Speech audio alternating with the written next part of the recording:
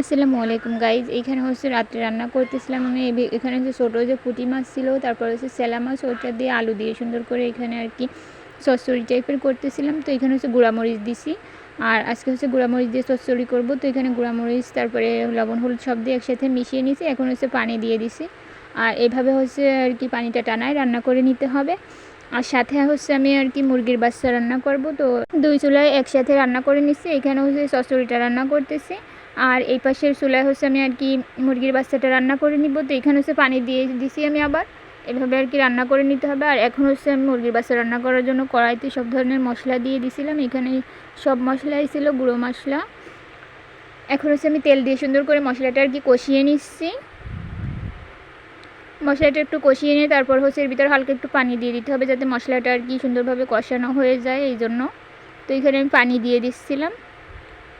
পানি দিয়ে মশলাটা একটু সুন্দর করে কষিয়ে নিয়ে তারপর হচ্ছে ওর ভিতরে কি যে মুরগির বাচ্চার গোশত ওইটা দিয়ে দিব, সাথে আমি আলুও দিয়ে দিছি এখানে। এখন হচ্ছে মশলার সাথে সুন্দর করে কষিয়ে নিচ্ছি। এখানে কষানো হয়ে গেলে আবার একটু কষানোর জন্য পানিও দিয়ে দিতে হবে। তো এখানে আমি সুন্দরভাবে আর কি মিশিয়ে নিচ্ছিলাম।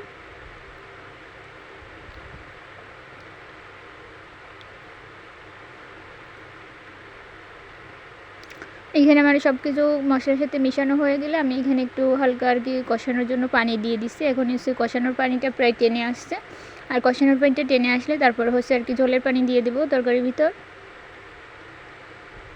তো এইখানে হচ্ছে আমি এখন ঝোলের পানি দিয়ে দিব।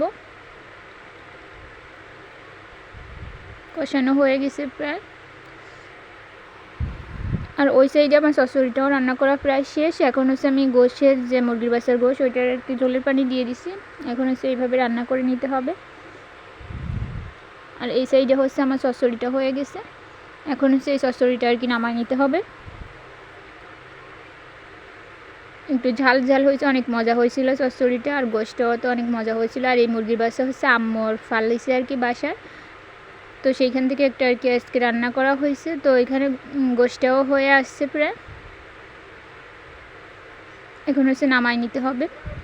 আর এইখানে হচ্ছে আমার গোশ নামানো হয়ে গেছিলো, গোশটাও সুন্দর লাগছিল খেতে, আর চচ্চড়িটাও অনেক মজা হয়েছিল। এখানে তো আমি সব কিছু নামায় আর কি রেডি করে রাখিছি। এখানে ছিল চচ্চড়িটা, এইখানে তো ছিল ভাত ছিল, আর আব্বু হচ্ছে শাপলা নিয়ে আসছিল, ওই শাপলাটা রান্না করছিল পরের দিন। তো এখানে হচ্ছে শাপলা রান্না করছিল ইলিশ মাছ দিয়ে। এটা ছিল, এই তরকারিটাও অনেক মজা হয়েছিল, দেখতে অনেক লোভনীয় লাগতেছে, এমনি খেতেও মজা হয়েছিল। আর সাথে আরেকটা রান্না করা হয়েছিল, ডিম রান্না করা হয়েছিল। সব কিছু একসাথে এখানে রান্না করা হয়ে গেছিলো। সব আমি এখানে আর কি গুছায় রাখছিলাম খাওয়া দাওয়া করার জন্য।